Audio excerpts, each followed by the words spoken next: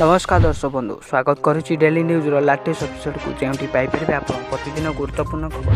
दर्शक बंधु पीएम किसान योजना को नहीं आसला एक बहुत बड़ खुशी खबर जहाँकि आज मिल पीएम किसान योजनार 11तम किस्तिर टंका जहाँकि 2000 सीधा सड़क आसो आपण एकाउंट बोली घोषणा कर प्रधानमंत्री मुख्य कार्य पक्षर सूचना मिली।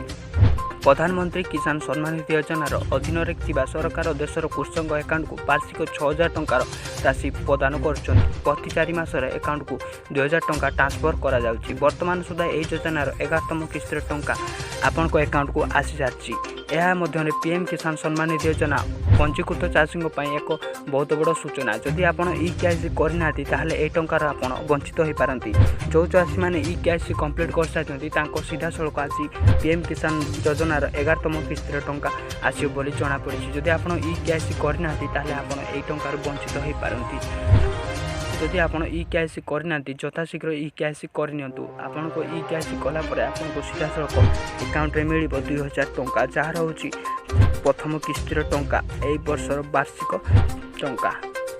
या आपण एक छोटा इनफॉरमेशन वीडियोटी जदि वीडियोटी भल लगे निश्चय लाइक कर चैनल को सब्सक्राइब करना। वीडियोटी शेष पर्यटन देखिबार धन्यवाद।